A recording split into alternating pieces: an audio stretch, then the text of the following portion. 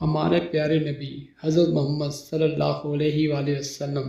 جس طرح پوری دنیا کے لیے رحمت بن کر آئے، اسی طرح آپ کی ولادت باسعادت بھی دنیا بھر کے لوگوں کے لیے رحمت اور معجزات سے کم نہ تھی۔ جب حضرت علی علیہ السلام سے کسی نے سوال پوچھا کہ اے علی بتائیے، رسول پاک صلی اللہ علیہ وآلہ وسلم کی جب ولادت ہوئی تو دنیا میں کون سے معجزات ہوئے، تو حضرت علی علیہ السلام نے جواب دیا، ہمارے پیارے نبی حضرت محمد صلی اللہ علیہ وآلہ وسلم کی ولادت اس کائنات کا سب سے بڑا معجزہ ہے۔ حضرت علی علیہ السلام نے ارشاد فرمایا کہ جب ہمارے آقا حضرت محمد صلی اللہ علیہ وآلہ وسلم کی ولادت ہو رہی تھی تو اس وقت آسمان میں موجود تمام سیارے اتنے روشن ہوئے کہ اس وقت اس زمین پر موجود تمام نجومی یہ دیکھ کر حیران ہوئے اور سجدے میں گر گئے۔ رسول پاک صلی اللہ علیہ وآلہ وسلم کی ولادت کے وقت مصر، کنعان اور روم میں ایک بہت بڑا قحط آیا ہوا تھا،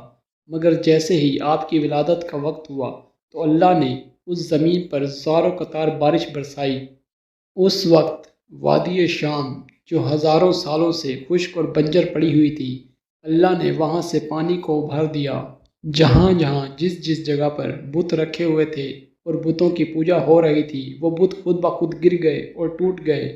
جہاں جہاں پر اس وقت آگ کی پوجا ہو رہی تھی، وہ آگ اس وقت خود بخود بجھ گئی۔ اس وقت دنیا کے سب سے بڑے بت سے خود بخود خون بہنے لگا اور مصر کا سب سے بڑا بت خود بخود گر کر ٹوٹ گیا۔ خانہ کعبہ میں موجود اس وقت تمام بت خود بخود گر کر ٹوٹ گئے۔ اللہ نے اس سال، جس سال میں حضرت محمد صلی اللہ علیہ وآلہ وسلم کی ولادت باسعادت ہوئی، اللہ نے اس سال ہر ماں بننے والی عورت کو بیٹا عطا کیا،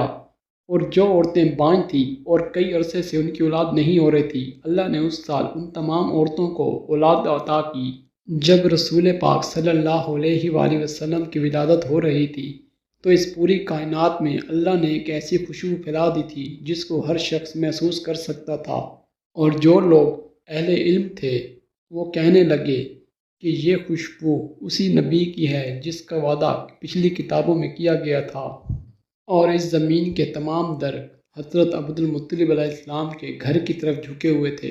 جب حضرت عبد المطلب نے یہ منظر دیکھا تو فوراً اپنے گھر کی طرف دوڑے۔ اپنے گھر پہنچنے پر کیا دیکھتے ہیں کہ ان کے گھر سے ایک نور ابھر رہا ہے، اور ان کے بیٹے حضرت عبداللہ علیہ السلام کے گھر ایک بیٹا پیدا ہوا ہے۔ اللہ اس روز اپنے بندوں کی دعا رد نہیں کرتا، اور اللہ نے وعدہ کیا ہے کہ جس دن حضرت محمد صلی اللہ علیہ وآلہ وسلم کی ولادت باسعادت ہوئی، اس روز جو بھی جو دعا مانگے گا وہ قبول کی جائے گی۔